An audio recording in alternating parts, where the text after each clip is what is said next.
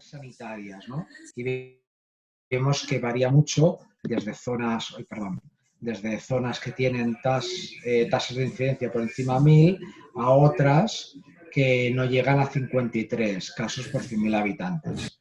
Aquí lo que marco es justamente la zona del Vallès Occidental Oest, ¿no?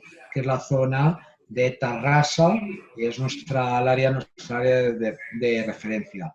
Como podéis ver, estamos un poco en el medio de la tabla, ¿no? O sea que realmente...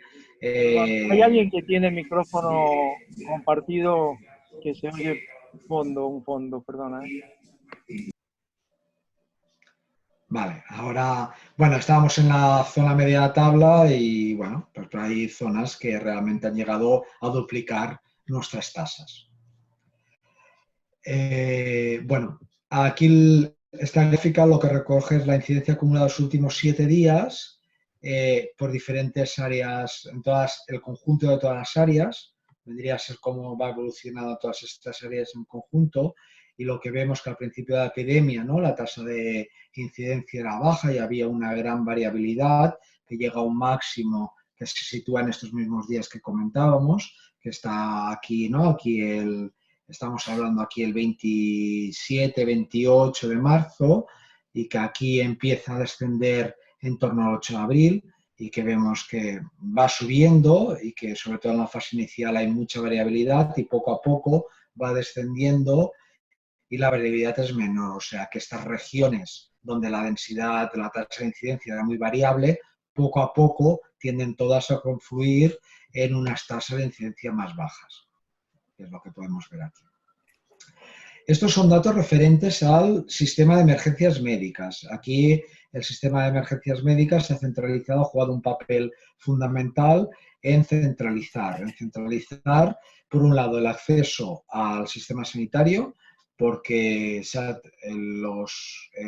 mantenido las urgencias hospitalarias, pero la tendencia ha sido cerrar los centros de atención primaria, los ambulatorios, y la línea de acceso era el 061. Entonces, estos son los incidentes diarios. Incidentes es cada llamada que generaba la activación de un recurso. Un recurso podía ser desde un traslado de ese paciente a unas urgencias, un CUAP, que es un centro de urgencias de atención primaria, o unas urgencias hospitalarias, o un médico o una unidad que fuese al domicilio de ese paciente a visitarlo y a valorar. Como vemos, estamos hablando de lo mismo, ¿no? Lo que se ve rápidamente, que aquí se declara el estado de alarma y nada, aquí estamos hablando del día 28 que llega al pico con casi 4.000 incidentes diarios. Realmente, como podéis ver, en 15 días se dispara totalmente y es lo que temíamos, ¿no? Que llegase a colapsar el sistema. Era justamente lo que se quería evitar y que, bueno, justamente se produjo.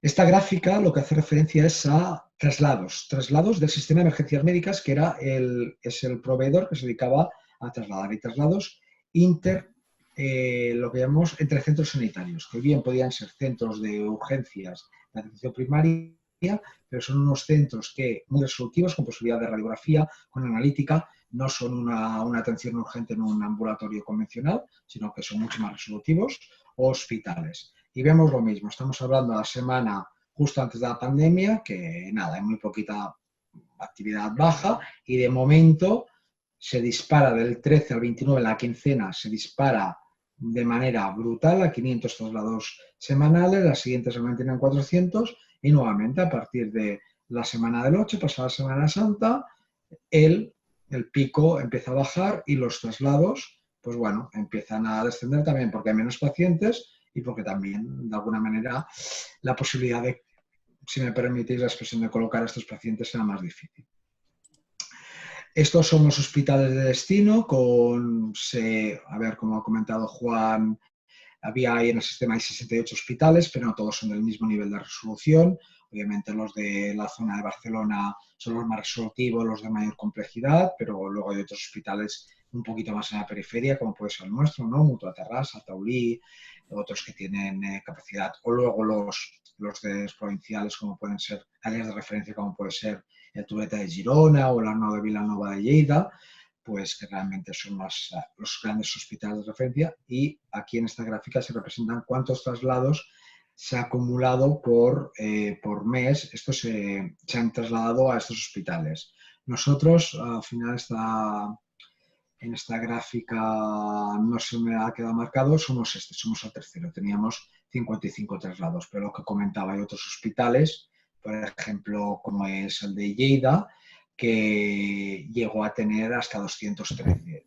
Este, por ejemplo, es el área de referencia a la población, es muy similar a la nuestra, el área de referencia es en torno a 400, ¿no? El área geográfica 800 y pico mil habitantes, incluso algo menos, pero es el único hospital con cierta complejidad y capacidad de resolución del área. En cambio, nosotros tenemos al lado otro hospital también con UCI y otro hospital parecido de un nivel de complejidad similar al nuestro, como es Tauli, con lo cual también se explica que, bueno, recibimos menos porque se reparte. Tenemos la suerte que tenemos un territorio un poquito mejor dotado económica, sanitariamente, y con más recursos, y se puede repartir un poquito más. Un punto que esta gráfica representa, a ver si soy capaz de transmitir toda la información. En un momento dado, aquí llegamos, aunque cada hospital dispone de sus unidades de críticos y sus camas, se estableció lo que se llamó la UCI única, es decir, que los pacientes son del sistema sanitario y tienen que recibir, si necesitan cama de críticos, tienen que recibir la asistencia necesaria. El sistema sanitario catalán, habitualmente, estos son camas totales habilitadas. Habitualmente contamos con 600 camas de críticos, ¿vale?, en toda Cataluña, que se llegaron a habilitar hasta 2100. ¿Cómo se consiguió esto? Pues bueno, por un lado, todos creciendo, en nuestro caso, pues casi quintuplicamos capacidad, la situación, cada uno fue ocupando, pues ampliando zonas, doblando camas, diferentes estrategias, cada uno, transformando camas como podían ser coronarios en camas para COVID, y un hecho importante es que no sé el rango que tuvo, si fue de instrucción, ley, que la red privada, todos los hospitales privados, todas las camas pasaron a formar de una red única, esta UCI única. Con todo esto conseguimos llegar hasta 2000 camas. Y lo interesante es que la actividad, estos son camas habilitadas para COVID. Como podéis ver, de las 2100 camas, 1800 estaban para COVID. O sea, no ha existido nada más que el COVID durante esta época del tiempo y durante esta pandemia. Lo único que ha existido de patología ha sido el COVID. Y esto se refleja, ¿no?, que estas son las camas habilitadas para no COVID, como pueden ser infartos, politraumatismos, otra patología grave, son mínimas, son 200. Y al mismo tiempo, ¿por qué tuvimos que habilitar esto? Porque la realidad de los pacientes era esta, que el sistema no se llegó, digamos, a desbordar, porque no se superaron, siempre quedó un remanente en torno a 200, 300 camas, pero hasta se llegaron a estar, pues en algunos momentos, 1800 pacientes casi ingresados, quedando este remanente, de los cuales, si nos fijamos, de estos 1600, 1700, 1500 eran COVID, y no COVID, era casi testimonial, y de estos no COVID, la mayoría, digamos, que se arrastraban de la época previa a la pandemia, ¿no?, pacientes que habíamos quedado. Y no solo, ¿y qué pasaba con estos pacientes? No solo necesitaban una cama de críticos, la cama de críticos se definía como una cama, un monitor y un ventilador, ¿no?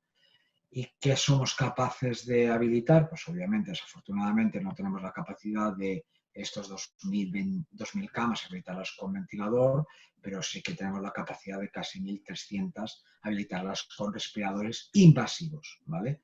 1300, de las cuales, y aquí lo que se refleja son muchos pacientes están pronados, y esta es la gráfica de en algún momento de la pandemia, más o menos en el momento de máximo pico, y sobre todo un poquito retrasado, no es tanto en Semana Santa, sino un poquito posterior, se llegan a tener hasta 24 pacientes simultáneos con ECMO, con circulación con una oxigenación extracorpórea.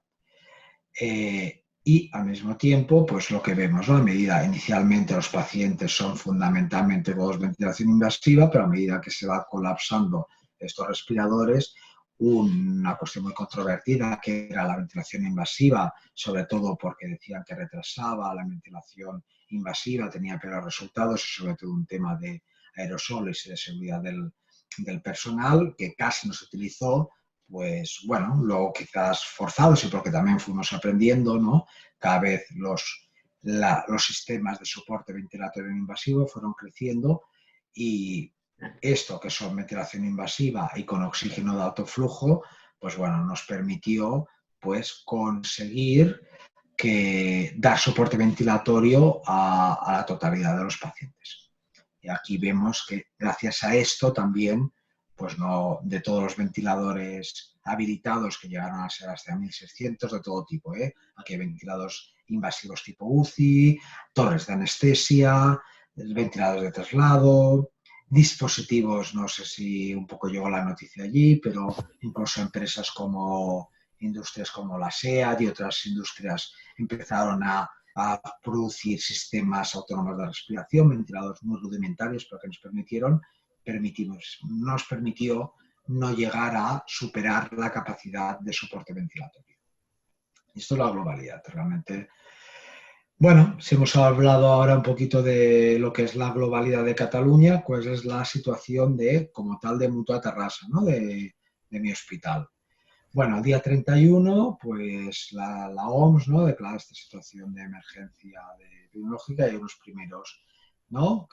Que es aquí, estamos todavía en la fase de contención, donde se intentan identificar los casos, hacer PCRs, identificar muy bien los casos, los contactos, evitar la diseminación, ¿no? Para evitar ese colapso del sistema.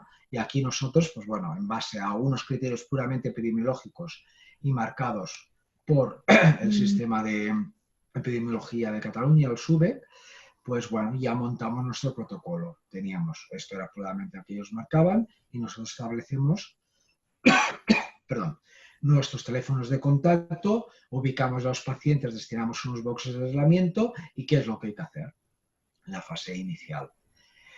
Bueno, pasan días, entre medio, pues aquí entre medio pues aparece el primer caso en España, en Canarias, importado, pero bueno, nos continuamos moviendo, ¿no? Entonces ya realmente nos llega la información de Italia, de Lombardía, cada vez más preocupados, hacemos una formación en la sala de actos con todos los profesionales a los que acuden, varias sesiones, hacemos teleconferencias con la atención primaria, empezamos a dar recomendaciones ya para que los casos y contactos se hagan en domicilio, pero hay un gran problema, ¿no? Que la salud pública es quien controla las PCRs, las pruebas diagnósticas, y es quien indica si se puede o no realizar esta prueba, y los resultados tardan, ¿no? Tardan más de 24 horas, con lo cual esto, aunque en aquel momento hay pocos casos, supone que empieza el sistema. Afortunadamente somos capaces de contenerlos en domicilio, pero el sistema empieza a ver cómo se puede colapsar, ¿no? Porque al principio también se tendía a trasladar al hospital para aislar en camas con presión negativa. Y el hecho importante es que aquí ya aparece un nuevo criterio que los puramente epidemiológicos de viajes y de estancia pues en China, en Italia, en los clínicos, aparece uno muy importante que nos hace cambiar, ¿no? Lo leo porque está en catalán, cualquier persona que esté hospitalizada por una infección respiratoria aguda con criterios de gravedad y en el que las pruebas de diagnóstico etiológico, como pueden ser los antígenos bacterianos, los frotis nasofaringeos de detección multivirus, sean negativos. Aquí ya, de alguna manera, con la introducción de este criterio, aunque no se admite la transmisión comunitaria, ya el escenario empieza a cambiar. Nosotros, continuamos trabajando en el hospital, se constituye un comité puramente de técnico directivo de crisis, que es el que toma decisiones, ejecuta, y unos comités técnicos operativos a nivel de constituidos por infecciosas, medicina interna, todas las plantas de hospitalización, los gestores, la unidad de cuidados intensivos, que nos vamos preparando para cómo hacer frente a los planes de contingencia. Entonces, lo que se decide en estas fechas iniciales de principios de marzo es que todas las reuniones y sesiones formativas se anulan para evitar el contacto entre profesionales de contagio. Ya se establecen claramente circuitos diferenciados para atender a los pacientes con patología respiratoria y que pueden estar infectados, de aquellos que no. Tenemos un circuito limpio y un circuito sucio. Y el gran cambio es que nuestro CalLab, que es nuestro laboratorio de referencia, que está dentro de nuestro hospital, y luego un laboratorio externo externamente porque también presta servicio a otros hospitales, dispone de reactivo para cursar las PCR. Esto es un cambio importante porque hasta aquel momento dependíamos de epidemiología de un solo hospital en Cataluña, que era el Clínico, y una mucha demora en los casos y en la comunicación de los resultados. El 9 de marzo continuamos progresando. Lo que hacemos es preparando urgencias. Están urgencias de adultos y urgencias pediátricas están en la misma ubicación, que es la planta -1 del hospital. Se decide trasladar aquel pequeño hospital que os ha mostrado Juan, que es donde nace Mutua Terrassa, se trasladan allí para dejar todo el espacio de la planta -1 para estos pacientes adultos y sobre todo poder separar muy bien los pacientes respiratorios sospechosos de los que no. Y lo importante aquí es porque ya el Ministerio ya confirma la transmisión comunitaria. A nosotros nos llega el primer paciente el día 11 y el día 12 se añade, vamos evolucionando la modificación en los criterios de sospecha, casos de investigación, que ya tenemos epidemiológicos claros, que esto ya cada vez tiene menos sentido, los claramente clínicos, que vista la situación tendrían que haber marcado todo, pero que no es así, y se añade uno muy importante que es profesional sanitario que presente síntomas respiratorios compatibles con la infección. Esto es muy importante. Hasta entonces estábamos intentando hacer contención y ya en esa fase es imposible, tenemos que llegar a la mitigación, con lo cual la primaria, que hasta aquel momento estaba haciendo PCRs para detectar los casos, los contactos, deja de hacerlo porque ya no tiene ningún sentido, ya no nos aporta nada detectar estos casos y los contactos, tenemos que ir hasta ahora. Iniciamos un sistema de comunicación de casos diarios a todo el hospital y a toda la estructura, no solo hospital, sino también atención primaria. Se crean los EAR, los equipos EAR, que son los equipos ambulatorios de soporte a residencias, porque no olvidemos que una de las poblaciones más susceptibles eran los ancianos que estaban en residencias y con pacientes con mucha comorbilidad. Se decide pues, crear, porque desafortunadamente estas instituciones, el soporte sanitario muchas veces no está bien organizado, entonces se destinan gente de la atención primaria a ir a residencias que valoran, atienden y si se puede tratar en la misma, ayudan a cohortizar a los pacientes y atender en la misma residencia a los pacientes, es posible si no se trasladan. En este momento decidimos que como hay en la comunidad, lo que no nos podemos permitir es que generar casos nosocomiales porque desde la comunidad el virus llegue al hospital, con lo cual se decide restringir las visitas y claramente sectorizamos los espacios de trabajo, tanto en UCI como en urgencias, porque claramente son los servicios claramente más críticos en esta fase de la pandemia. Vamos teniendo más necesidades. A finales de marzo ya aquí es cuando realmente vemos justo antes de dispararse, ¿no? Aquella curva de casos. Nosotros tengo que decir que, a ver, no hemos podido ir siempre entre 36 y 48 horas por delante, siempre hemos podido tener una estructura y dar una salida con este margen de tiempo. En este momento habilitamos la unidad de cortas de cirugía sin ingreso para servicio de urgencias, para colocar a aquellos pacientes en espera de resultados. La planta 7 y planta 10, que son plantas quirúrgicas, se habilitan como plantas COVID. Y una planta 3, que en edificio histórico, que es una cuestión que también nuestro hospital tiene una pequeña parte de actividad privada y que está destinado a esto, se destina todo a estos pacientes, a COVID positivo, con lo cual a todas las camas que ya teníamos de pacientes agudos en el hospital se van incrementando. Y un punto importante que es que, bueno, vamos teniendo más pacientes, el personal que tenemos es imposible incrementarlo, porque obviamente toda la situación es similar, no puedes contratar porque no hay personal disponible y la única forma de dar asistencia es reorganizar la jornada a 12 horas y que nos permite dar mayor asistencia y también generar uno de los puntos que comentaré después, equipos de backup, ¿no? Separados, con lo cual si hay un brote dentro del equipo, pues que no se contagie todo el mundo. El 27 de marzo hay otra estructura que se abre, que es aquí se crean los hoteles sanitarios. Aquí es el Hotel Terrassa Park, que es un hotel que prestaba asistencia a todos los pacientes del área, pero que estaba coordinado por nuestro hospital, que si no recuerdo mal estaban en torno a 80 camas allí. ¿Qué pacientes iban allí? Pues aquellos pacientes que no se podían aislar en domicilio porque estaban solos, no se podían controlar, o bien pacientes que patología leve pero que necesitaban vigilancia, que se trasladaban a altas del hospital, o también pacientes en convalescencia. Y finalmente esta estructura que ha comentado Juan del sociosanitario, que bueno, también está gestionado por nuestro hospital tiene primaria, sociosanitaria y agudos, pues abrimos un área de 110 camas, ¿vale? Con lo cual a las camas de agudos que tenemos, que estaban en torno a 280 todas destinadas, pues le añadimos 110 camas más.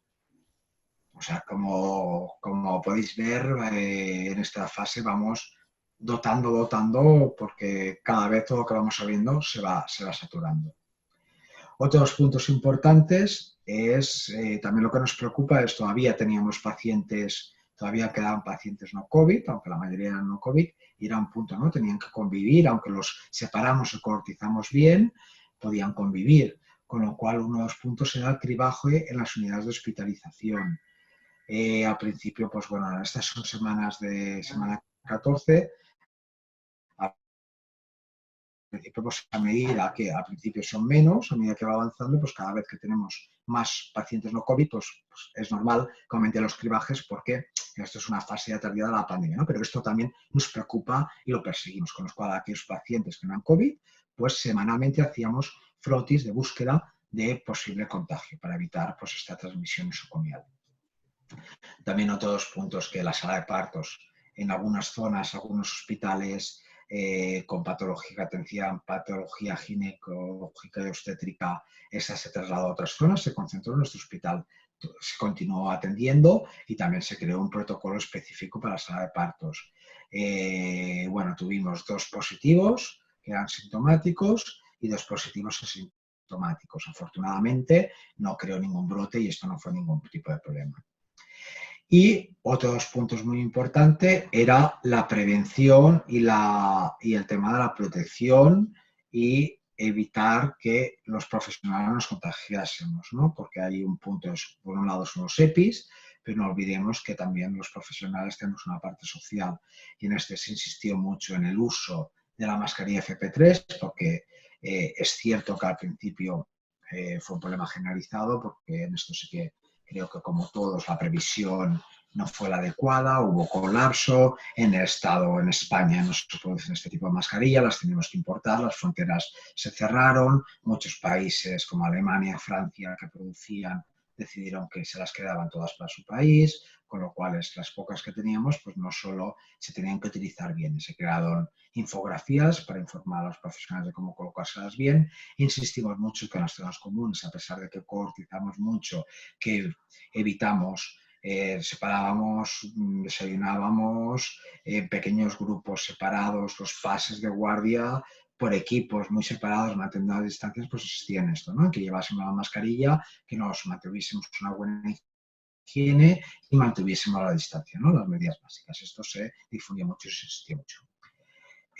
Todo muy protocolizado, se difundió mediante sesiones, infografías, todos los recursos que teníamos en nuestro WhatsApp, grupos de chat, se creó un chat, digamos, interno, un tipo de WhatsApp para el hospital y ahí se fue transmitiendo la información.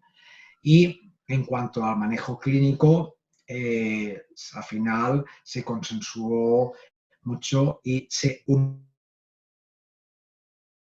uniformizó. O sea, la hospitalización se crearon equipos por diferentes plantas, pero todo el personal en urgencias se establecía un protocolo, en función del tipo de pacientes se ponía un tratamiento y esto se mantuvo en todos los pacientes del hospital. Todos poníamos el mismo tratamiento, obviamente el paciente crítico era un tratamiento, el otro paciente en función de la gravedad, pero todos utilizábamos el mismo tratamiento, porque no olvidemos que aquí, ¿no?, recogemos todos, ¿no? Pues desde cómo se sospechaba, que había que valorar inicialmente, los tratamientos específicos, corticoides, que si poníamos antibiótico cuál, tratamientos antivírico específicos, otros. Bueno, se valoró un tratamiento, un protocolo muy completo, el que todos seguimos.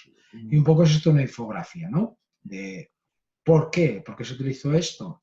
Porque es necesario tenerlo accesible visual, porque sobre todo en los puntos de atención a urgencia, obviamente todo el mundo atendió en urgencias, estuvieron atendiendo patología médica, cirujanos generales, traumatólogos, endocrinos, ¿vale?, pacientes o profesionales de especialidades médicas que obviamente tienen este background médico, pero hace mucho tiempo que están muy especializados en su campo, con lo cual este knowledge, este conocimiento no lo tenían, por lo cual esto fue muy importante, se uniformizó y yo creo que fueron los puntos, ¿no? En función del tipo de patología, si era una infección leve o una grave, pues bueno, se decidía un tratamiento u otro. No entraré, esta fue nuestra decisión, hoy en día la hidroxicloroquina, ahora con lo que sabemos, pues obviamente no la utilizaríamos, pero en aquel momento la utilizábamos. Y sistemáticamente poníamos antibiótico por la posible coinfección en esperar resultados. Esto también hoy lo cambiaríamos.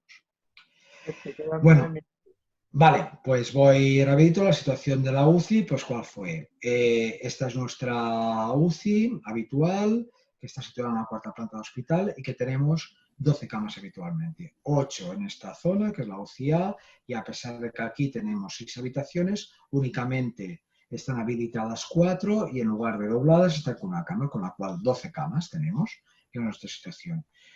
Establecimos un plan de contingencia preveyendo, pues bueno, estas camas son de presión negativa, al principio ocuparíamos esta y poco a poco iríamos ocupando la unidad B y nuestro escenario que de entrada preveímos en el plan de contingencia inicial máximo era este, ¿no? Una UCI B en que aquellos 6 boxes los habíamos doblado y que teníamos 12 camas y esta UCI A en que eran boxes individuales y con un máximo de 20. Este era de entrada en la fase de plan de contingencia inicial nuestro máximo escenario, pero ya vimos que a medida que fuimos avanzando tuvimos que ir preveyendo nuestra extensión y ocupar otras zonas. ¿Esto qué fue? Pues nosotros tenemos una zona justo en la planta arriba, la planta quinta, la zona de semi-intensivos con 21 camas, pero camas con boxes más pequeños. ¿Qué pasaba? Que estos 21K boxes no los pudimos utilizar como tal porque tuvimos que recurrir a respiradores, torres de anestesia para ventilar, con lo cual estos respiradores son mucho más grandes, ocupan mucho más espacio y era imposible en una habitación meter 2 camas y 2 respiradores, con lo cual al final en esta zona de 21 posibles camas solo pudimos habilitar 16. Llevamos ya 36 y aún así no teníamos suficiente. Habilitamos la zona de reanimación 3 con 6 camas, en este caso pensaba para los 3-4 pacientes que nos quedaban no COVID y 2 quirófanos, pues si hacían falta, con lo cual aquí teníamos en la planta 3 que da de quirófanos hasta 8, posibilidad de 8 pacientes COVID y aún tuvimos que ocupar la reanimación 1, una zona de quirófanos nuevos con 6 camas más, con lo cual aquí llegamos a un máximo de 42 pacientes COVID y 8 no COVID, 50 camas. Incluso teníamos previsto ocupar 3 quirófanos más, doblando, triplicando camas, para poder habilitar hasta 7 puntos más de atención que afortunadamente no tuvimos que utilizar. Como veis, es un incremento de capacidad asistencial, pasamos de 12 camas a 50, ampliamos espacios, transformamos espacios que no eran UCI, los transformamos en UCI. Esto todo fue posible porque, como ocupamos quirófanos, porque se cerró la cirugía. Tuvimos que contar con un abordaje multidisciplinario y multidepartamental. Contamos con colaboración de, por ejemplo, pediatras que tenían conocimiento en intensivos, los anestesistas y siempre con colaboración y transversalidad y todos siendo muy generosos y arrimando a todos mucho el hombro. Esto implicó una dotación de consumible fungible que fue quintuplicar. Esto era continuamente, se aumentó la frecuencia de suministro, aumentamos el soporte con oxigenoterapia, los ventiladores convencionales intentamos conseguir otros adicionales, pero no fue posible. Tuvimos que recorrer a las torres de anestesia, estos sistemas no convencionales de ventilación que disponimos de ellos, pero afortunadamente los tuvimos que utilizar, siempre con videolaringoscopio para protegernos. Tuvimos que buscar monitores y centros de monitorización para poder tener a los pacientes monitorizados. Bueno, un despliegue muy importante. Y el otro punto fundamental, ¿no? Estos son los recursos materiales y el recurso humano. Por un lado, se envió mucha gente a teletrabajar desde domicilio, sobre todo a nivel de atención primaria. Se segmentaron los equipos para evitar los contagios y sobre todo este fue el punto, ¿no? Cambios en las condiciones laborales, la gente pasó a hacer turnos de 12 horas, se incorporaron también estudiantes de enfermería, sobre todo para zonas de hotel y todo, y sobre todo, pues bueno, todas las tareas empezamos a redistribuir. En cuanto a tratamiento de resultados, Entonces, bueno, esto fue... Sí. Nada, que quedarán 3 o 4 minutos y que... Bueno, vale, yo creo que... Sí, pongo estos y cuando voy a esto y cuando se corte ya quedan muy poquitas, ¿eh? Los casos nuevos. Les aviso a todos que en la tercera parte haremos todas las preguntas y un diálogo más abierto.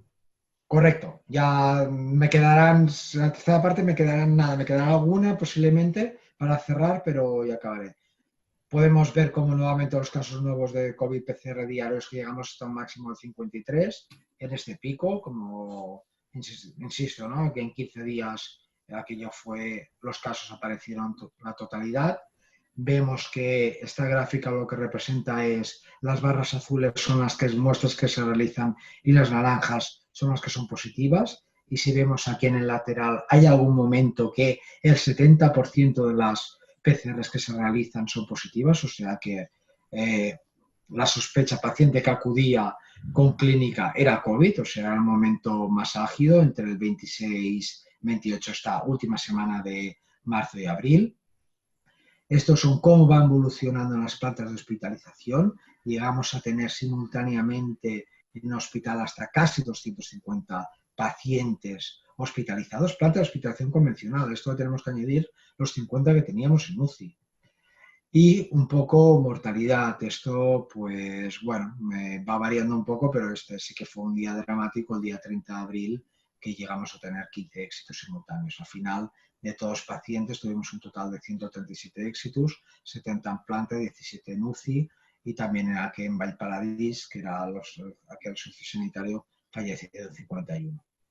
En total, los datos globales, tuvimos casi 1.700 PCRs positivas, de los cuales ingresaron en hospital 850, dimos de alta vivos casi 660 pacientes y en UCI llegamos a ingresar 94 pacientes. O sea que realmente, y todo esto, estamos hablando de eso, de poquito no llega ni a los 2 meses. Bueno, esto es lo mismo, lo que os he comentado, 286 pacientes máximos en hospital. Si añadimos los de Vallparadís, 317, si añadimos los del hotel, en un momento dado, el máximo, hay momentos que tenemos 352 pacientes COVID atendiendo en nuestro centro. Bueno, es un poquito que después del primer caso, en 7 días, pues llega al punto máximo a nivel de la UCI y después del primer día, a los 20 días del primer caso, la UCI está totalmente colapsada, o sea que realmente va todo muy rápido. En cuanto a datos de los pacientes, posiblemente tendré que acabar de completar un predominio de hombres, pacientes al final jóvenes, de 61 años, y un dato que aquí aporto que al final tuvimos 60 sanitarios contagiados. En cuanto a comorbilidades, pues bueno, fundamentalmente lo que más se vio era hipertensión y diabetes, pero bueno, tampoco había algo de cardiopatía, pero inmunosupresión, pues bueno, simplemente un 5%, o sea que realmente no estábamos hablando de pacientes con mucha comorbilidad los afectados. ¿Y cómo se presentaron? Fundamentalmente en forma de neumonía leve o sea, de forma de neumonía, mayoritariamente leve, pero también moderada y grave. O sea, la forma de presentación, las formas leves no llegaron al hospital y obviamente las que llegaron fueron las formas graves. El 75% fueron estas formas, en forma de neumonía. Bueno, esto, 93% tenían neumonía de mayor o menor grado. Mayoritariamente todos los casos se confirmaron. Al final los pacientes que sospechábamos casi el 99% eran esto. Y un dato importante es que el 50% tenía linfopenia y en un 20% había coinfección por algún otro germen. Se va menos de un minuto. Bueno, en cuanto al tratamiento, es cómo lo tratamos, que esto seguramente lo trataríamos, pero casi todos los pacientes recibieron hidroxicloroquina. Lo que decíamos, que inicialmente ante sospecha de coinfección, la mayoría tratamos con tratamiento antibiótico, con acitromicina y como antiviral nosotros utilizamos el Kaletra. Otras formas lo teníamos disponible, otros como el Remdesivir y otras formas era mucho más difícil de obtener y bueno, puramente la UCI, ¿no? Al final son 94 pacientes, pero acabamos tratando 98 episodios de estos pacientes porque hay algún paciente que derivamos a 4 pacientes para ECMO. Aquí los hombres todavía es mucho más acusado. Pues bueno, los pacientes son muy jóvenes. En el hospital la edad media de 61, pues nosotros no teníamos que tener pues una edad aún un poquito menor, ¿no? Un ligero sobrepeso con IMC29, las comorbilidades que habíamos comentado, hipertensión, diabetes, pero había poca cardiopatía isquémica, poco EPOC. Nuestros pacientes tenían muy poca comorbilidad. En cuanto a estos son estancias globales, o sea, nosotros si tenemos en cuenta este dato para ponerlo en relevancia, nosotros en un año tenemos en torno a 3.300, 3.500 estancias, simplemente en estos 3 semanas, un mes, hacemos casi un tercio de las globales del año y los pacientes están de media, pues bueno, 14 días con una mediana de 10. O sea, realmente las estancias afortunadamente son cortas, ¿no? Comparadas con algunas series que hablan por ahí de 21 días. Obviamente hemos tenido también pacientes de 47, 50 días, pero bueno, esto es la estadística, es así. Y esta gráfica, si intento explicarla un poquito en la horizontal, están las fechas, como podéis ver, 14, primer caso. La franja, la línea azul representa el total de pacientes que hay simultáneamente ingresados. Si hablamos que ¿no? Nuestro límite era 50, llegamos aquí a tener 47. Esto estamos hablando de la fecha del 2 de mayo. La línea naranja representa a los pacientes que simultáneamente están con ventilación mecánica invasiva, que aquí llegamos al máximo, estamos hablando de 20 respiradores y 16 más 36, 42, que era nuestro tope. Pues bueno, estamos acercándonos a él y como veis, estas líneas que son amarilla, que es ventilación invasiva, y el azul, que es oxigenoterapia de alto flujo, NAF, que hasta este momento estaban totalmente, era testimonial. Bueno, porque empezamos a conocer un poquito más la enfermedad, porque vemos que los pacientes toleran muy bien la hipoxemia, porque no tenemos más remedio, porque estamos empezando a llegar al límite de recursos de ventilación, los empezamos a utilizar. Y bueno, esto creo que este punto es el que nos permite asumir este gran pico de pacientes y no llegará al colapso. Y a partir de aquí, pues como vemos, a partir del 8, aquí ya bajamos un poquito, se mantiene estable, a partir del 8 es un continuo bajando, hasta ahora pues vamos camino el jueves, hace un mes de nuestra última alta. Y estas barras verdes representan el número de ingresos diarios que tenemos. Pues al principio es muy testimonial, a partir del 24, 2, 3 y a partir de aquí del 28 nos movemos entre 5, 6, 7, 8, que durante unos 10 días es la media, son este gran pico y son las fechas más complicadas y que, bueno, afortunadamente el confinamiento hace efecto y no llegamos a desbordarnos. Bueno, estos son 98 episodios, 98 episodios, 94 pacientes con esta edad, hipertensos, con estancia media. Nuestra mortalidad global es de un 17% y en pacientes que están ventilados de un 25%. ¿Qué vemos? Pues bueno, esto tiene un peaje, ¿no? A pesar de que mantenemos ratios de enfermería y todo, lo que sobre todo el gran efecto secundario que vemos es la infección nosocomial, ¿vale? Estas son nuestras densidades de incidencia. Nosotros habitualmente tenemos 1,92. Estos son datos del 2019. 1,92 neumonías por 1000 días de ventilación, 2,55 infecciones de orina por 1000 días de sondaje y 1,52 bacteriemias por 1000 días de catéter. ¿Qué nos pasa? Pues que durante la pandemia, porque al final hasta ese momento no habíamos tenido ninguna infección, nos vamos a tasas de 7,60 neumonías, o sea, triplicamos, casi cuadriplicamos, nos pasa una cosa similar con las bacteriemias y también aumentamos las infecciones de orina. O sea que realmente esto es un peaje que pagamos. Y otro de los peajes es el de el impacto en los profesionales, ¿no? ¿Qué pasa? Es un poco resumen.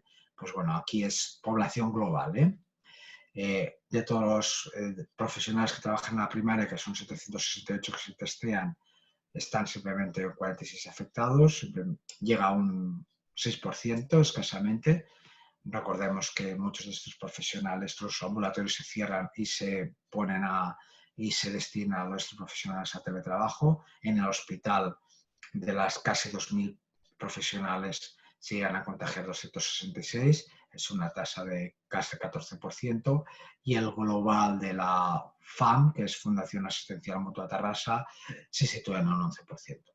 Esta es óptima, es la parte privada, y es un poquito más baja porque obviamente también su actividad, su número es más pequeño, la actividad baja, pero bueno, global, en aproximadamente un 12% de los compañeros se han acabado contagiando. También tengo que decir que por suerte ninguno de ellos ha necesitado ingreso en una unidad de cuidados intensivos. Algunos han estado con neumonías graves, pero ninguno ha necesitado ingreso en cuidados críticos. Y a partir de aquí, críticas, errores y aprendizaje. Bueno, pues no, aquí es quizás más el momento de abrir un momento para la charla, de todo, críticas. Pues obviamente, vista posterior, no nos esperamos con la información que llegaba al principio, aunque nos fuimos preparando, pues no tomamos lo suficientemente en serio el virus y el nivel de pandemia. Quizás la información que llegaba nos llegó a ello, pero obviamente esto es errores.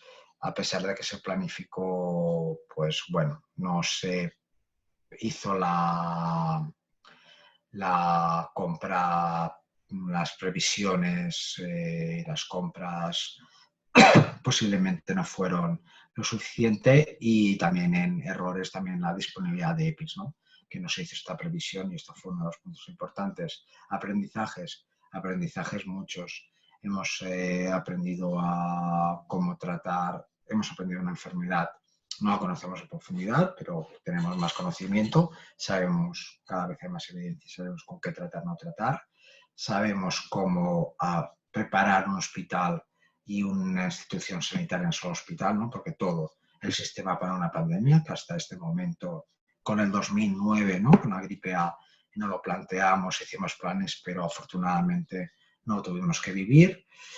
Y bueno, y el trabajo en equipo y cómo reestructurarnos y sumar esfuerzos, ¿no? Y todos dejar nuestro huequecito en nuestro nicho, solo preocuparnos, ¿no? Nuestro ombliguismo, que es la tendencia que tenemos todos, y unirnos todos para tratar a todos los pacientes que lo necesitaban, ¿no? Yo creo que ese será el aprendizaje. Y yo, pues nada más, daros las gracias, y a partir de aquí pues charlemos, preguntad lo que queráis, y en la medida que puede que sepa, intentaré responder.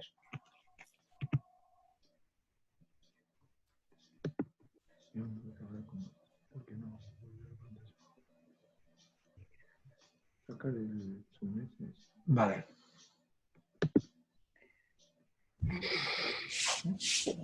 Pues no sé si quién quiere abrir el fuego. Si quieren, empiezo yo a hacer unas preguntas. ¿Me escuchan? Sí, Josep, Sí. te tengo que dejar de compartir. Sí. Un momento, te dejo de compartir. Sí, un segundo, Que ahora, a ver. Arriba de todo. Vale, sí, aquí arriba. Está compartiendo, déjale. Vale, ya está, perfecto. Ah, perfecto. Bueno, eso era lo que yo quería hacer. Bueno. Buscaba y buscaba, pero no encontraba. Así que bueno, muchas gracias Juan, muchas gracias Joseph. Y ahora abrimos la pregunta y que todo el mundo pregunte y respondan y que traten de coordinarse y no interrumpirse y superponerse. Mira, yo tengo 3 preguntas para hacerte. La primera es que me llamó la atención que ustedes tienen un significativo número de muertos fuera de UCI. Si no entendí mal la charla que habías planteado. La segunda es, en resumen, hoy, después de toda la experiencia, ¿qué tratamiento farmacológico asumirías para pacientes con neumonía? Y la tercera es un poco la experiencia, ¿cuántos pacientes con fibrosis pulmonar de total de las neumonías han quedado? O con dificultad respiratoria, supongo que fibrosis pulmonar lo explica bien. Sí, a ver, en un principio, en cuanto a mortalidad, efectivamente, la mortalidad, a ver, en un global, teniendo en cuenta la cantidad de pacientes atendidos fuera de la UCI, globalmente la mortalidad fuera de la UCI es menor que en la UCI, pero sí que es cierto que el número es más importante. Aquí también, pues de alguna manera, pues al final no es que habían unos recursos y al final no es que no se le negaron a nadie, pero habían determinados pacientes que por comorbilidades previas, por toda su evolución, fue tórpida, evolucionaron hacia la mortalidad, hacia un éxito. Y esto es así. Hubo momentos en estos 15 días que tenía hasta 15 pacientes que potencialmente, si calculabas con PAFIs menores de 200, tenías pacientes en planta con PAFIs de 100 y que te hubiesen gustado tenerlos en UCI y no. A pesar de ello, esto también es un ejercicio que tenemos que nos queda por hacer, ¿no? Ahora, de ver cuántos pacientes cuántos de los que se quedan en planta que cualificaban para UCI, pues acabaron falleciendo. Realmente, al final, nos acabó trasladando, teníamos el recurso de poderlos trasladar a otro centro. Realmente los que acabaron falleciendo fue porque fue una evolución fatal o porque era esperable dentro de el tipo de paciente que había. Respecto al tratamiento, la otra pregunta, pues está claro que hoy en día la hidroxicloroquina la quitaríamos. El tratamiento antibiótico sistemático, salvo que tengamos claramente signos de coinfección, tampoco, porque luego hemos visto mucha, ¿no? Nosotros hemos visto mucha infección, mucha presencia de enterococo, seguramente es por esta selección antibiótica. Es un fármaco que no estaba disponible, el Remdesivir, y que seguramente como antivírico es el que en un rebrote es el que tendríamos que explorar. Y lo que fue un descubrimiento y que fueron los corticoides. Los corticoides realmente al final nosotros no lo acabamos de utilizar porque los pacientes ya venían, muchos de ellos, cuando ingresaban desde planta con corticoides, con dexametasona. Y realmente, fundamentalmente dexametasona, pero también metilprednisolona. Y bueno, seguramente están saliendo hoy está en la prensa continuamente y posiblemente juega un papel. Aquí también la inteligencia artificial, estamos participando en un estudio analizando datos que un poco viendo, a ver, hay perfiles de pacientes, hay pacientes puramente que son más, digamos, víricos, hay otros pacientes que son claramente más inflamatorios, hay otros que son más protrombóticos y bueno, posiblemente el tratamiento de todos no será el mismo. Y la última pregunta,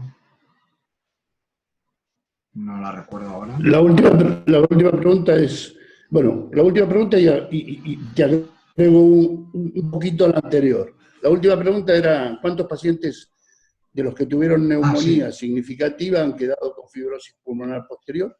Sí. Y las anteriores, digamos, tratamiento anticoagulante no estarías recomendando. Nosotros, al final, lo que claramente eran pacientes con dedímero elevado, lo que sí que utilizamos fue en dosis superiores a las habituales de profilaxis. Nuestros pacientes o pacientes de planta, paciente crítico, la profilaxis la realizábamos con miligramo kilo día en 2 dosis. O sea, claramente al principio no, pero posteriormente elevamos la dosis. Con lo que anticoagulación plena no, pero dosis profilácticas superiores a las habituales, sí, eso claro. Y en cuanto a fibrosis, esto lo tendremos que ver, son datos que todavía no tenemos, que se han puesto en marcha ahora, por ejemplo, ahora se han puesto en marcha unidades funcionales post-COVID, que incluya neumología, incluya neurología, rehabilitación, y que tendremos que ver, ¿no? Nosotros, desafortunadamente, porque los pacientes estaban graves, porque, como ven, ¿no? En casi 8 días colapsamos todo y realmente tampoco al final la tomografía, aunque estaba disponible, tampoco nos iba a cambiar mucho la decisión y eran pacientes que estaban pronados con FIO2 elevadas, con PIP elevada y que el riesgo de traslado para no cambiar la decisión terapéutica no soportaba mucho y no realizamos muchos TACs, pero esto se verá. Pero sí que es cierto que la gente comenta una dificultad y limitación al esfuerzo, pero también es cierto que muchos de ellos existe, pero que la radiología que se le ha practicado han mejorado claramente y que la experiencia con algún compañero que se ha hablado, que esta limitación al esfuerzo y la capacidad de esfuerzo que con los días va mejorando. Pero esto solo lo dirá el seguimiento, pero seguro que hay pacientes que quedarán claramente afectados y la tasa de fibrosis será significativa.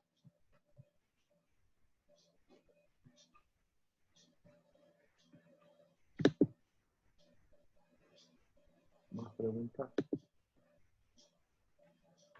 Joseph, ¿el tiempo medio de estadía en terapia cuánto es? La nuestra fue de 14 días. De 14 días, pero también eso varió.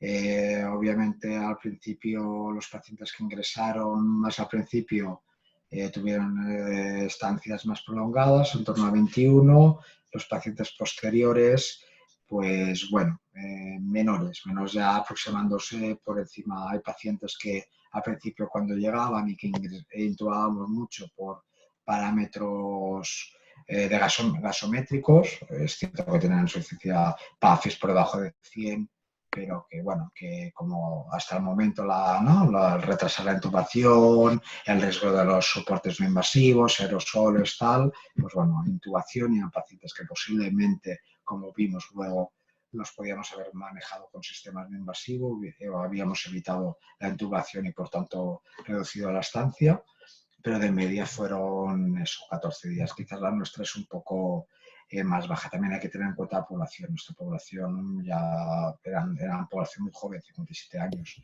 De hecho, algún caso que hemos llegado a tener pacientes de 36 años y en estos casos de 36, 44 y eran pacientes que habían estado ventilados durante 10 días,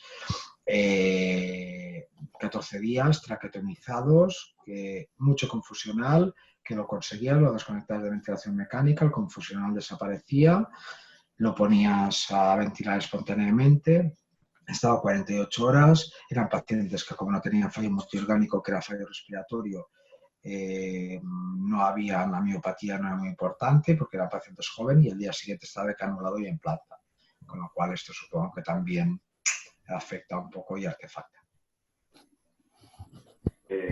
Yo quería preguntarte, Josep, si has tenido oportunidad de comparar los datos de Mutua de Terrassa con otros hospitales, tanto a nivel de UCI, con otras series de clínico de Vallebron o pacientes general del hospital, porque el relato que tú haces me da un poco a mí la sensación de un entorno muy de Mutua, que con una buena integración con la primaria, con un laboratorio potente, con una capacidad de reacción bastante dentro de las dificultades bastante importante, y no sé si ha sido la tendencia general en Cataluña y en otros sitios. Igual que la pandemia no ha afectado a todas las regiones por un igual. Informaciones que yo tengo de compañeros de primaria de Barcelona. Tú, por ejemplo, por ponerte un ejemplo, dices que el 16-19 de marzo la primaria deja de ser PCR en Barcelona. Hay primaria que nunca hizo PCR hasta hace 4 días, por decirlo de alguna manera. Y no, digamos, fue diferente. Sí, totalmente de acuerdo. No tengo datos ahora en estos momentos, pero sí que, por ejemplo, el hospital vecino de Sabadell, otro gran hospital, sé de compañeros que tenemos que trabajan también allí, la mortalidad fue mayor. Yo creo que nosotros, pues bueno, nos integramos muy bien. El sistema, aunque estuvimos al borde del colapso, no colapsamos. El otro punto es que también tuvimos mucha suerte con la primaria. Nosotros dejamos de hacer, hacíamos poca en primaria, pero llegamos a hacer y sobre todo tuvimos mucha suerte que nuestro laboratorio CatLab, que al principio clínico era el único laboratorio que estaba autorizado, fue el segundo o tercer laboratorio a nivel de Cataluña que permitió, que se autorizó para hacer pruebas, con lo cual posiblemente este escenario es un poco diferente y creo que somos afortunados. Y respecto a los números, sé que hay centros que tienen peores números. Estamos en estos momentos a nivel de las UCIs, confiamos, hemos recogido todos los pacientes tratados entre el 14 de marzo y el 15 de abril de todas las UCIs y los hemos aportado a una única base de datos y estamos comparando. Entonces, a partir de aquí podremos sacar un poquito más de datos, pues la información la estamos analizando y todavía no dispongo de ellas. Pero de los datos con algunos que sé, pues sí, posiblemente tenemos mortalidades un poquito inferiores y los centros, pues es diferente, porque al final también hay centros no con UCIs que tuvieron que habilitar pues sus quirófanos para atender porque su referente estaba totalmente colapsado. Y seguramente esto influyó, el desborde influyó en los resultados. Yo creo que el ecosistema de mutua, de primaria, de hospital, de laboratorio, de entorno, de sociosanitario, de hotel, todo favoreció para que fuese un sitio, digamos, con una buena respuesta. Sí, yo creo que totalmente de acuerdo. Bueno, nosotros estamos, como ustedes saben, y todos lo sabemos, esperando, bueno, el aluvión y rogando que no lleguemos al desborde. Y Cristian, vos tenías preguntas prácticas que me las habías dicho y que te interesaban mucho preguntar, de cosas cómo habían resuelto respecto a materiales y otras cosas.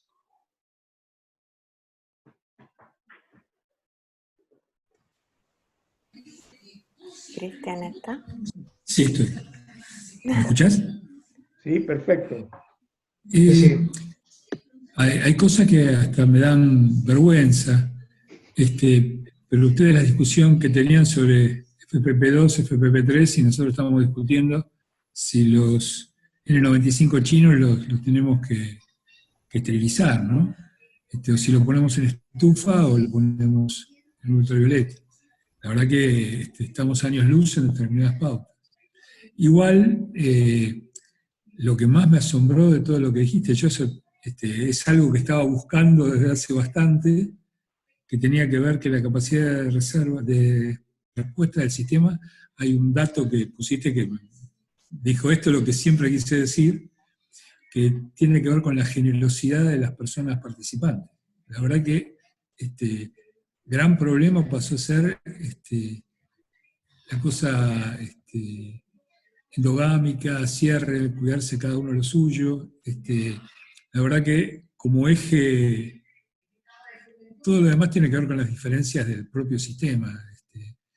Va a haber cosas que van a jugar en contra nuestra, la accesibilidad para ustedes jugó en contra, a favor de la gente, pero en contra de la respuesta. Nosotros pensar que la accesibilidad que tiene nuestra propia población va a ser muy compleja, que lleguen de un barrio de 60 a 200.000 personas que están entre Crovara y Camino de Cintura, que tengan acceso pleno al hospital, lo veo muy difícil. Esa gente se va a morir cerca de la casa. Esa es la parte del susto, ¿no? Yo el otro día viendo la tele sobre Perú, veía que la gente está haciendo cola en una estación de oxígeno donde van y compran por su cuenta los tubos de oxígeno. Y en esa cola no solo que había familiares esperando que le den un tubo nuevo, sino que había hasta un paciente en silla de ruedas con la mascarilla puesta recibiendo oxígeno en esa cola. O sea que nosotros no estamos en Cataluña, y estamos lejos de Cataluña, pero también lejos de Perú. Estamos ahí en el medio, nos tendremos que conformar con lo que tenemos y asumirlo, y bueno, y dentro de eso hacer lo más que se pueda. ¿Qué vamos a hacer? El sistema sanitario nuestro ya sabemos que es un caos de superposiciones, bueno, es un caos organizativo. Pero bueno. A mí me gustaría comentar una cosa. ¿Se podrá compartir la pantalla, Carlos? Sí. ¿Eh? Sí. Pero pido. Está para compartir. Vale. A ver. Mira, esto es, digamos, otra manera de contar. Evidentemente, Giuseppe ha contado lo que es, digamos, la pirámide. Bueno, un sistema sanitario organizado y, digamos, con particularidades, como señaló Diego, pero nosotros estamos hay muchas otras particularidades en todo Cataluña y en España. Entonces, a intensivos, evidentemente, los datos de Giuseppe son muy buenos, más buenos que mejores que lo que hay por ahí publicado. Tú no lo has dicho, digamos, con toda la boca, pero alguna selección, o sea, la edad es menor y mucha gente se murió mayores de edad con restricción de tratamiento o con techo de tratamiento. Yo no sé cuál experiencia porque no estaba ahí. Pero bueno, esta gráfica es la gráfica del MOMO. El MOMO es un sistema de mortalidad, monitorización de la mortalidad. Esta es la mortalidad esperada, histórica, y es la que teníamos que haber tenido, la que tuvimos este año, y esta es la que, digamos, ocurre en la época de la epidemia. O sea, una mortalidad esperada que tendría que estar acá abajo, pues se dispara. Esto no son, digamos, 20 pacientes, son miles de pacientes. Con una particularidad en esta gráfica, que es que la mortalidad no COVID cae. O sea, la mortalidad COVID se dispara muchísimo y la no COVID cae. Con lo cual, a ver si lo encuentro, el exceso de mortalidad en Cataluña, el exceso de mortalidad, digamos, si en Cataluña se habla de que hubo 7.000 muertos, el exceso sobre la mortalidad esperada versus la observada fue de un 97% más. 97% más es, fíjense, es muchísimo. Y fíjense, digamos, las diferencias por regiones. O sea, llegó a ser de un 180% más y en algunas regiones un 0% más. O sea, en Tierra del Ebre, esto lo mostró Giuseppe, que fue muy asimétrica la proporción. Nosotros estamos en esta zona, que es la zona metropolitana norte, en donde hubo un 136. Y lo otro, que esto lo preguntó Nardo, me parece, esta es la mortalidad, esta estos son los pacientes confirmados, con PCR confirmada, y esta es la edad. Aquí tenemos las hospitalizaciones, que es que, digamos,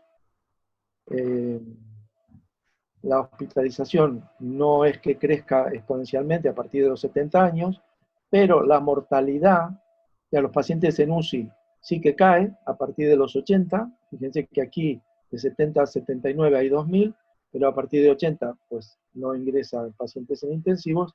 Sin embargo, esa es la edad en la cual la mortalidad está disparada. O sea, la gran mortalidad, el exceso de mortalidad, se da, lógicamente, o en el hospital o antes de llegar al hospital.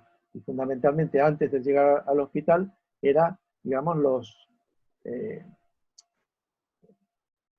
limitaciones al acceso.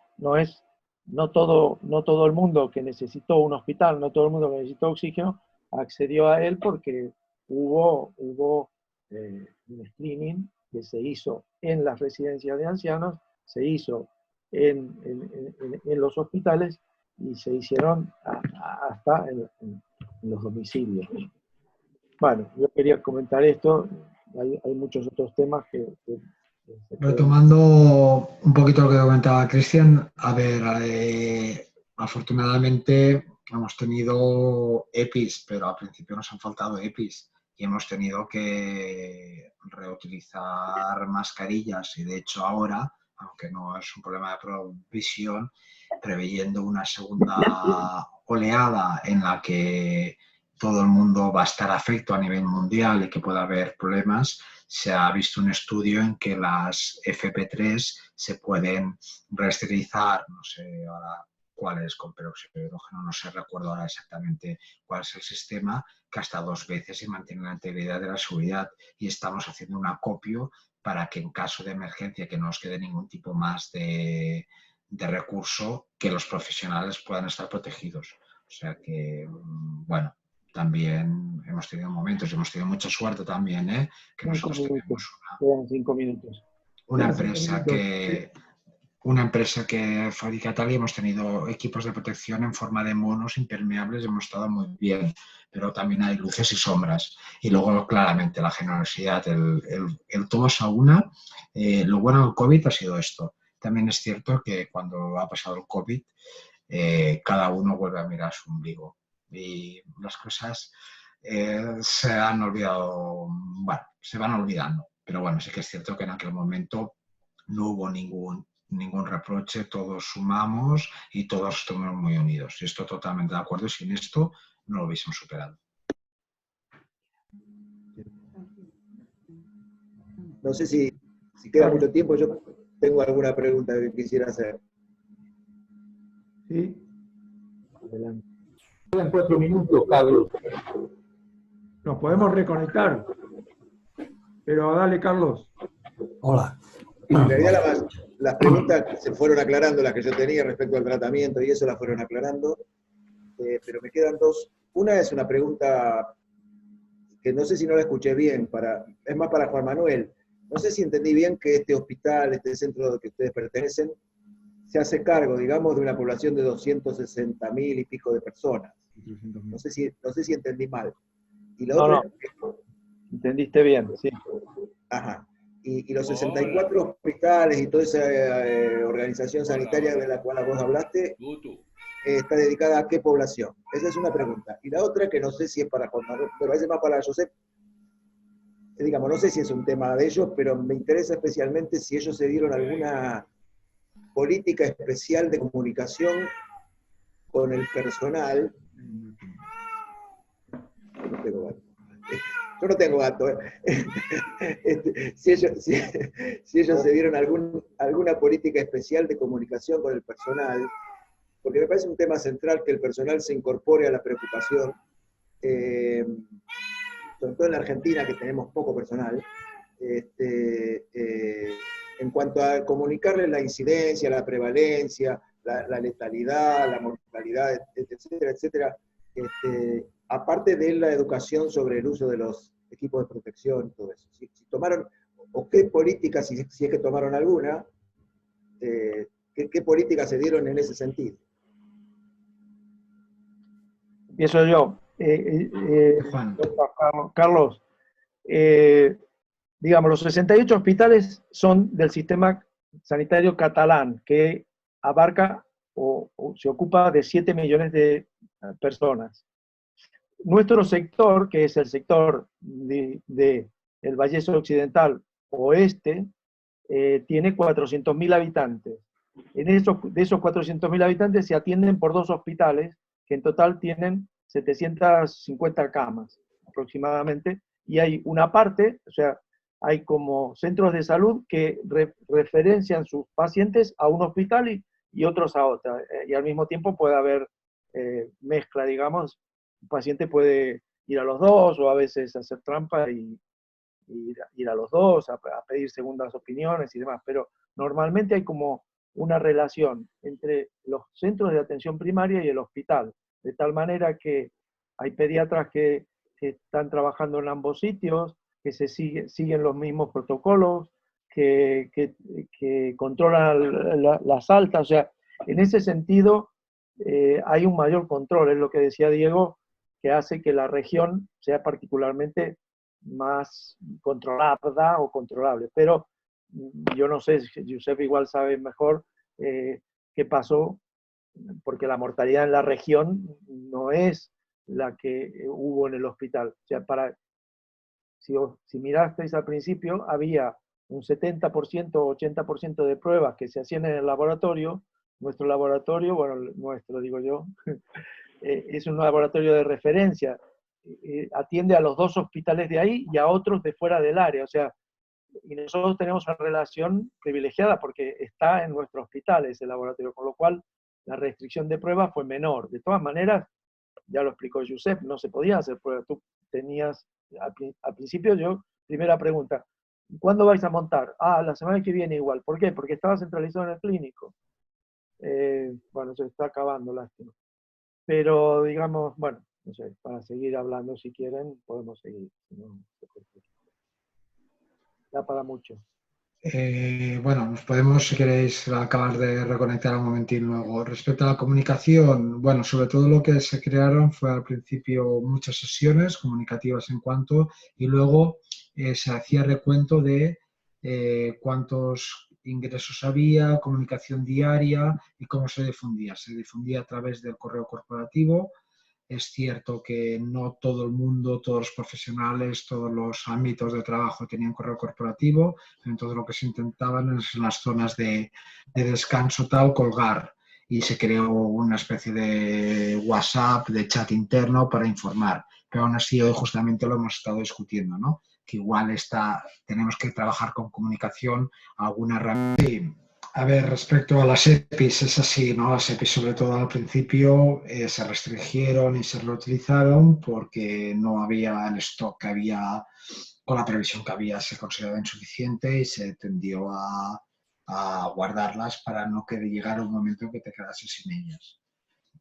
Y se utilizaban pues durante 2, 3, en el momento que estaban sucias, contaminadas, obviamente se tiraban, pero se mantenía la integridad y como se utilizaban con una mascarilla quirúrgica por encima con las EPIs, pues se utilizaron, se prolongaron, cosa que ahora, pues obviamente, afortunadamente, pues cuando la necesitas te la pones, al acabar el turno la tiras y las estamos recogiendo para valorar, reesterilizarlas, pues si llega a una nueva situación que no tengamos que reutilizarlas, sino que tengamos, y si en un momento dado nos tengamos que cada día más podamos cambiar, pero eso existió. Que hemos estado mejor que otros sitios, posiblemente con algunos EPIs y tal más adelante, sí. Luego aparecieron también, hubo un gran cambio que fue toda la movilización de la sociedad civil con la impresión 3D de la creación de pantallas, todo, que esto también mejoró mucho la protección, las famosas mascarillas de buceo, bueno, muchísimas cosas, que esto poco a poco, pero bueno, a medida que fue avanzando por los primeros días, sí que tuvimos que ser restrictivos. Y en cuanto al tema del comité de crisis, pues bueno, esto que comentabas, ¿no? Sí que es cierto que nosotros... luego, lo de la incorporación de los profesionales, yo creo que aquí cada vez también, al final, es protocolos, que al final es lo que te marcaba el departamento, lo que te marcaba la salud laboral, y bueno, y fue cambiando. Yo, por ejemplo, pues bueno, yo hice una forma muy leve, muy asintomática, y me reincorporé a los 7 días, sin fiebre, sin nada, y no tuve clínica respiratoria, tuve mialgias 24 horas y salí positivo y estaba los 7 días, estaba trabajando, pero hay compañeros que luego cambiaron la torna, estuvieron 14 días, una PCR positiva, otra PCR positiva a los 21, y hasta que no salió negativa fue 28. Pues estuvieron 28 días. Yo creo que como todo, ¿no? Ha ido cambiando, igual como el discurso de la OMS, hemos ido conociendo más, bueno, nos hemos ido adaptando y veremos qué conclusiones sacamos para el futuro.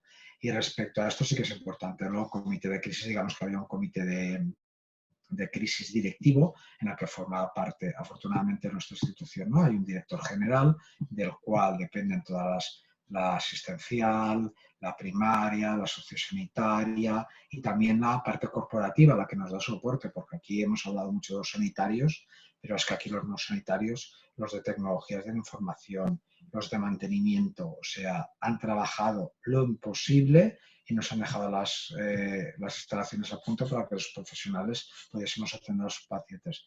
Y nosotros, por ejemplo, que no tenemos una guardia de electromedicina, durante la pandemia teníamos un profesional del equipo de electromedicina 24 horas disponible. Y eso fue posible porque dentro de este comité directivo que estaba el gerente, pues el director general pues se dijo, pues adelante, esto hace falta, lo ponemos. Tenemos que abrir camas, tal.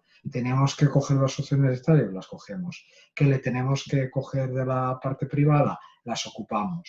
¿Vale? Y en este sentido todo ha sido y poner, porque al final el departamento, la parte, supongo que, a ver, esto lo desconozco, supongo que sí que habría una parte de, bueno, esto lo vamos a pagar, pero de momento pones tu dinero tú. Con lo cual esto sí que hay que agradecerlo y sin duda nuestra institución con sus peculiaridades, esta peculiaridad seguro nos ha facilitado y nos ha permitido ir adelante. Y en este comité directivo al final estaba la gerente de la asistencial, las 2 directoras médicas, la quirúrgica y la médica, la directora de enfermería, el responsable de recursos humanos y el director general. Y allí decidían, y decidir es qué necesitan los profesionales, lo que los profesionales desde los comités técnicos manifestábamos, si necesitamos este espacio y tal, se transmitía allí, y allí la verdad que en este sentido esto hay que reconocerlo. Se aprobó y se tiraba para adelante. Y bueno, seguramente las cosas se han podido hacer mejor, se podrán hacer mejor y siempre encontrarás puntos de mejora. Pero hemos estado apoyados y dentro de lo que se podía tener, pues si no había más EPIs, no había más EPIs y a pesar de que lo buscaban, no se conseguían, pues si tenías 200 mascarillas para 20 profesionales, pues tenía durante 10 días las restringías. Pero no porque se quisiera ahorrar y porque se evitara. Y esto también hay que reconocerlo.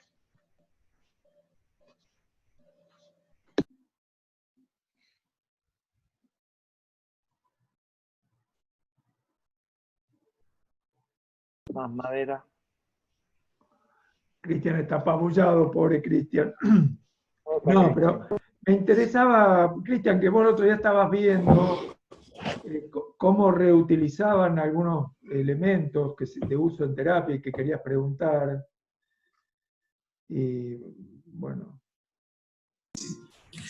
Es que en general lo que respondió Josep es y parte de lo que decía Juan Manuel, ¿no? Estábamos con el tema mascarilla, fue lo que planteaba. Con el tema de camisolines, ahora estamos en este momento en 30 y pico de pacientes internados, o sea, la mitad de la sala es COVID. La tasa de uso de PPE para una sala de clínica intermedia es altísima. Altísima. Yo sé cuánto calculaban ustedes equipos de EPP por paciente día cama. En un principio para críticos se calculó en 20-25 por paciente. Sí, entonces esto también, claro, todo depende. Muchas veces es la organización, ¿no? Si tienes una sala abierta en que puedes entrar e ir pasando de un paciente a otro y manteniendo el EPI, lo que es, ¿no? El camisolín y cambiándote guantes y esta parte, esto te permite optimizarlos. Pero si estás en boxes individuales cerrados, en que cada salida y pasas a una zona contaminada, a una zona que no podemos decir limpia, pero menos contaminada, te lo tienes que quitar, esto el consumo te incrementa. Y entonces tienes que optimizar mucho el momento de entrar. Nosotros, por ejemplo, que optimizamos, no tanto por consumos de EPIs, pero también por el trabajo, ¿no? Los pacientes pronados, decidimos de homogenizar el momento en que, si teóricamente los pronas a las 16 horas los tenemos que poner en supino, pues bueno, pues hay pacientes que alargaron más o algunos que se quedan menos, pero porque si por la noche estábamos 5 profesionales trabajando, a lo mejor uno se dedicaba desde que entraba a las 8 de la noche hasta la 1, a las 2 de la madrugada, estaba supinando pacientes. Y esto, pues bueno, esto era una cuestión más de logística y te permitía, pero que también te permitía evitar consumos de EPIs. Y oye, y al final aprendías a que esta gasometría, pues igual no la hago y se la pido para cuando la enfermera tenga que entrar a hacer un cambio postural y tal. Y esto es importante porque si no el consumo es enorme y el gran problema que hay, no sé ahora cómo está el mercado, porque aquí ahora, claro, nosotros tenemos, pero también es cierto que el consumo es mucho mejor y el consumo es mucho menor y no tenemos el problema, pero no sé si a nivel mundial, teniendo en cuenta, ¿no?, todo lo que hay en Norteamérica, Estados Unidos, Centroamérica, todo, allí ha cambiado mucho. Porque, por ejemplo, los respiradores, que ahora que estamos planteando, ¿no?, adquirir nuevo para prepararnos para una pandemia, bueno, hay casas que nos dicen que hasta enero del 2021 que nos olvidemos, que no nos sirven. Con lo cual, no creo que... Es importante optimizarlos, hay que protegerlos, pero hay que hacer este razonamiento para optimizar, ¿no? Evitar, si puedes pasar de un paciente a otro y hacer todo de un tirón, pues es más fácil. ¿Cuánto tiempo se bancaban cambiados en área sucia sin salir del sector? Porque ya hay diferencias groseras. Ustedes tenían jornada de 12 horas, eso para nosotros fuera de la guardia es inconseguible. Pero decís, ¿cuánto tiempo en el equipo de manejo de la internación en UCI se bancaba cambiado con... Claro, esto cambió. Cristiano, Obviamente se bancaba. En un principio no es lo mismo una enfermera que un médico. El médico, el tiempo que pasaba dentro era menor, pero las enfermeras, que obviamente son los que tienen mayor requerimientos y mayor dedicación, el tiempo máximo 2 horas y algo, porque si no las gafas de protección tal realmente dejaban marcas, y hemos tenido suerte que la temperatura nos ha cogido en una época del año en que no era verano, porque si te coge en verano con todos los EPIs y todo, y allí, a pesar de la climatización y que tenemos la suerte que ahora tenemos una unidad nueva de hace 2 años y que hemos mejorado mucho estructuralmente, esto te coge en el mes de agosto de aquí de España y yo creo que más de 2 horas no puedes. Y esto también, ¿no? Esto pensamos las 12 horas, también hay que reconocerlo, es un mérito de los propios profesionales, fueron los que se ofrecieron, o sea, empeoraron mucho las situaciones, en este sentido esos mismos profesionales se ofrecieron, bueno, en este sentido la empresa y los profesionales llegaron a un entente, ¿no? Había gente en la que se podía hacer teletrabajo, se les ofreció el teletrabajo, los que tenían que estar más a pie tenían que estar más a pie, se facilitó parkings para los profesionales, no se cobró el comedor, no se cobró la comida en ningún momento durante toda esta pandemia. Se buscaron hoteles para los profesionales, aquellos profesionales que vivían lejos o que tenían en los domicilios ¿no?, familiares de riesgo y que ir a casa suponía poner en riesgo a sus familias, también se buscó. Y bueno, se ha buscado, ha habido un equilibrio, pero yo creo que más de 2 horas no. Y otros puntos que es muy clave es el descanso, pero el problema es que donde encuentres un área de descanso en que puedas realmente descansar y mantener las distancias, porque está claro que esto es muy importante, ¿no? Esto nosotros fue una obsesión, ¿no? Nos dividimos en pequeños equipos de 2, 3, buscamos despachos donde tal para minimizar que estuviésemos 2, 3, 4 personas como máximo y manteniendo los 2 metros, porque sabíamos que el riesgo de contagio con los pacientes está, pero luego entre nosotros podía estar también. Un comentario, Josep. Bueno, Josep tuvo que acortar mucho la presentación, pero tenía muchos datos y hay cosas que me contó. Yo ahora las saco. Tú tuviste en una unidad mayor incidencia de contagio de los profesionales y en otra menos. Y ahora pensando en la UCI nueva y todo esto, ¿no puede estar relacionado con el tema del aire acondicionado o de la recirculación de aire?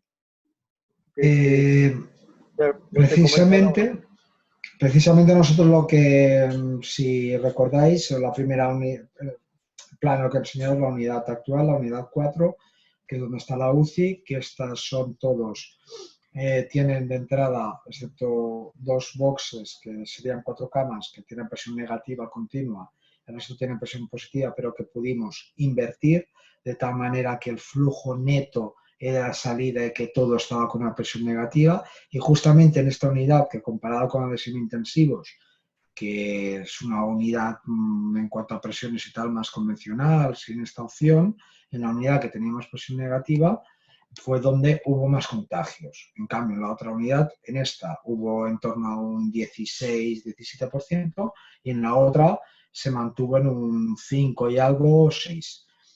Con lo cual, por eso que no sé si son todos pacientes, porque al final, arriba además, en la otra unidad, habían pacientes mayor número de pacientes con ventilación invasiva, con oxigenoterapia de alto flujo, que teóricamente generaban más aerosoles.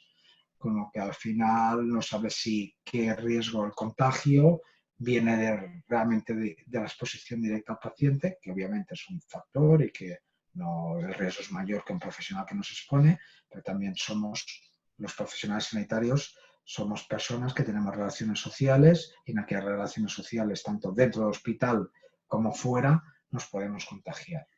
Y también esto hay que tenerlo en cuenta. Joseph, ¿en algún momento hicieron hisopado de pacientes internados, ¿no? Semanal, nombraste por ahí, de pacientes asintomáticos y de grupo de pacientes? Sí. Sí, hicimos, porque uno de los, claro, al principio teníamos un pequeño porcentaje de pacientes, los que, claro, sí fueron altando, pero quedaron un pequeño porcentaje de pacientes que estaban internados y que no tenían COVID. Cohortizamos muy bien, intentamos cohortizar o bien de entrada plantas, planta COVID, planta no COVID. Pero hubo un momento en que a medida que, bueno, el COVID fue bajando, pero que quedaban todavía pacientes internados y fueron apareciendo otra patología que durante la pandemia, al pico de la pandemia, desapareció. Bueno, desapareció, no vino a hospital porque la patología está claro que no desapareció, pues que convivían. En algún momento tuvimos que plantas que tenemos, digamos, como un pasillo largo y un pasillo corto, y a lo mejor el pasillo corto era COVID y el largo era no COVID.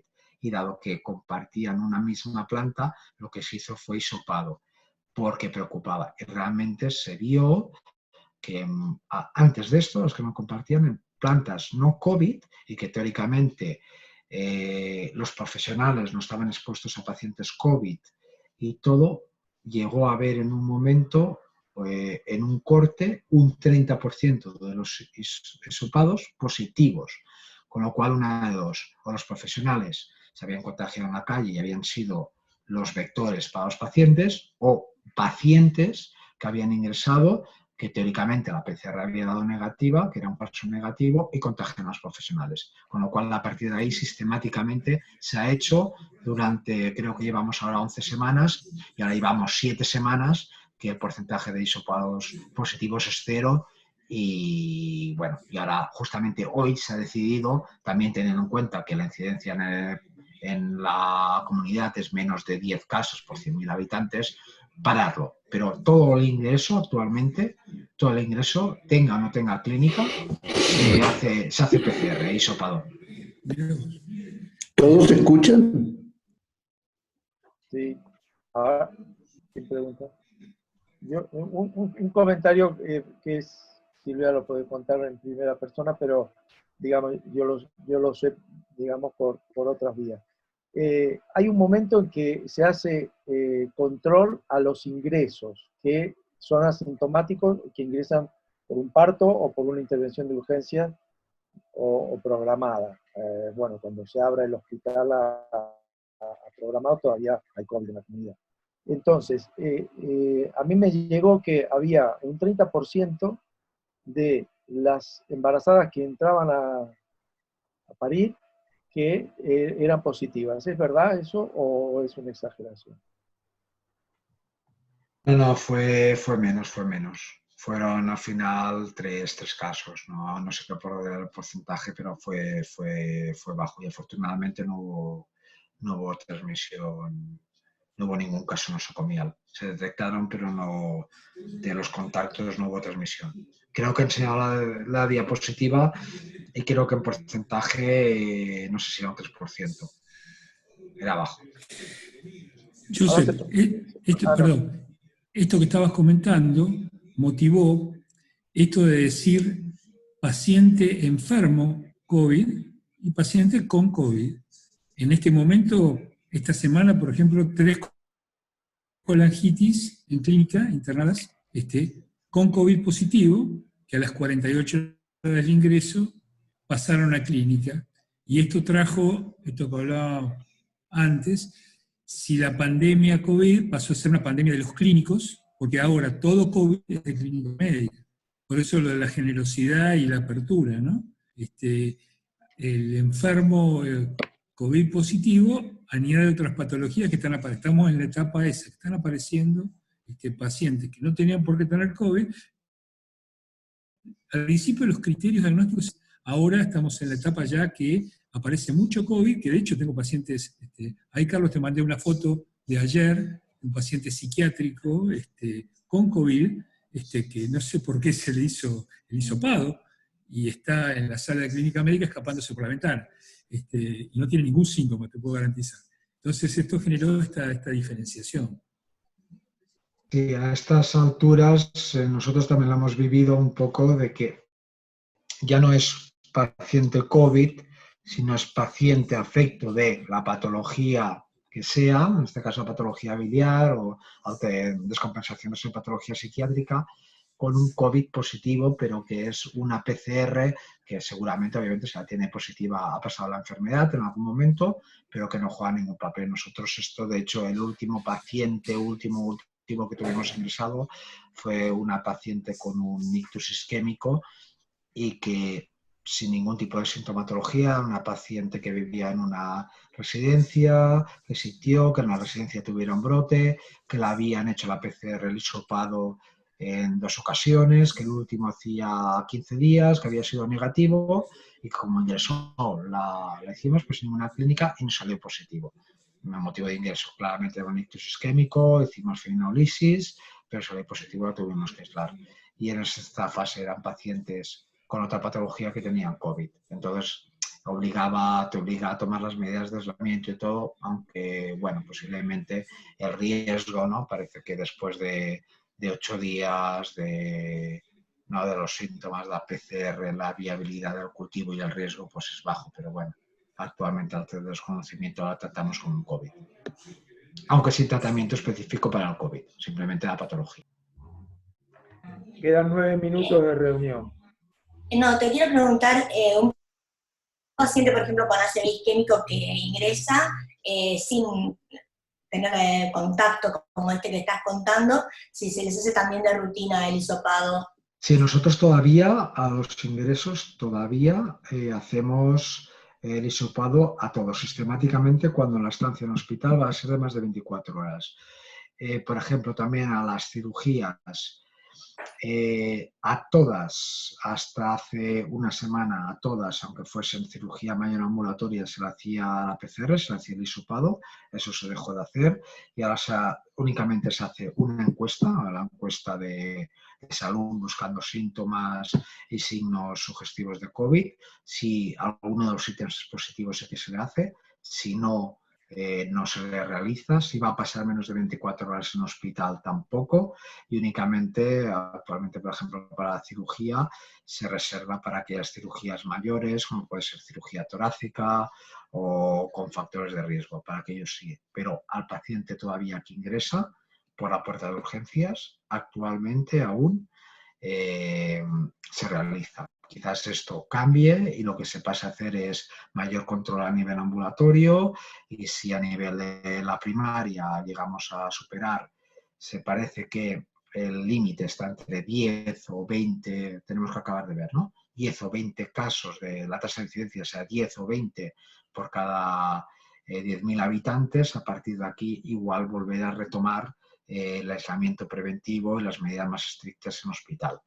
Esto es lo que un poco, este es el siguiente paso, ¿no? Ahora nuevamente podemos llegar a la contención y la vigilancia, y ahora que disponemos de pruebas y laboratorio, ahora tenemos que ser muy incisivos y con mucho control a nivel comunitario, porque aquí está la clave. Si somos capaces de detectar el brote a nivel de la comunidad, seremos capaces de tomar medidas y evitar que llegue al hospital y que colapse, y que lo colapse. Este creo que son unos aprendizajes y lo que tendremos que intentar conseguir para la nueva oleada que dicen que viene.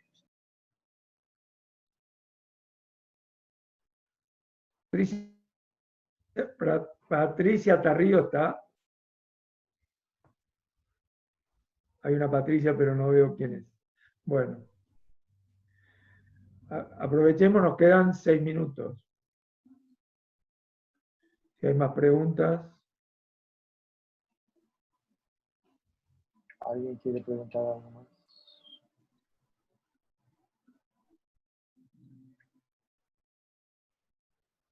Bueno.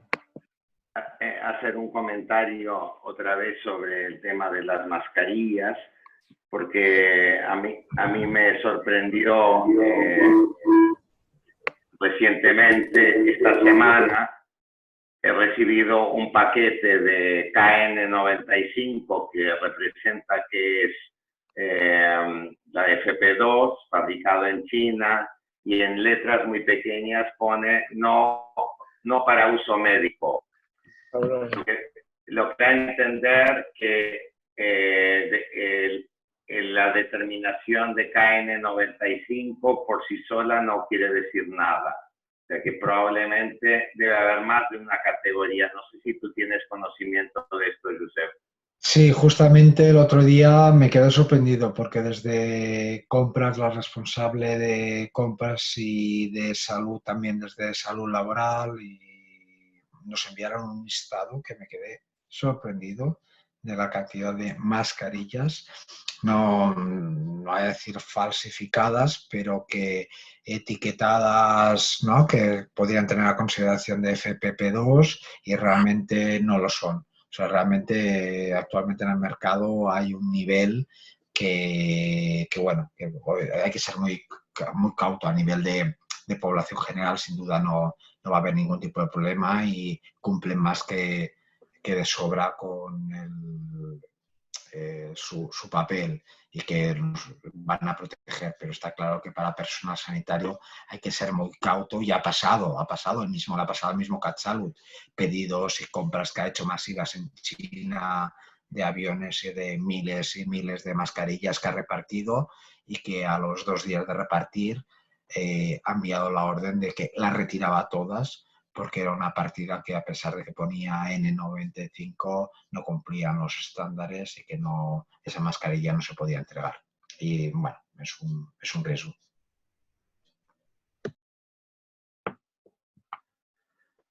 Pues faltan 4 minutos. Sí. No tenemos garantías de eso ni de muchas otras cosas. Carlos, yo quería ser un poco, digamos, optimista de cara a la Argentina en el tema que la estructura de la población, afortunadamente, es una pirámide de población con un porcentaje muy alto de población joven. Y si analizamos los datos de exceso de mortalidad que presentó Juan, es cierto que la mortalidad se concentra en las franjas de edad más altas.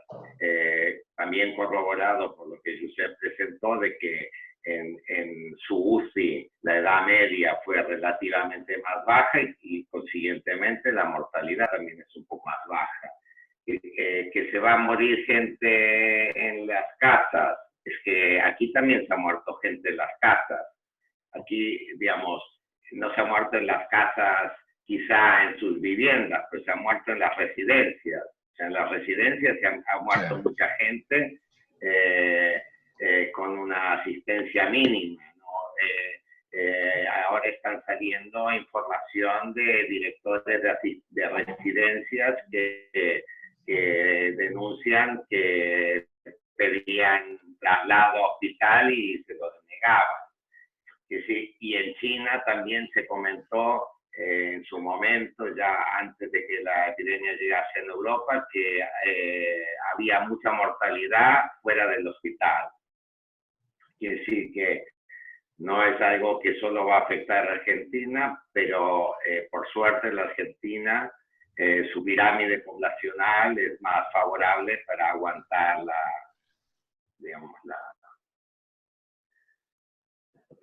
tiene un punto en contra, que es el hacinamiento, que seguramente es lo que también está haciendo estragos en otros sitios.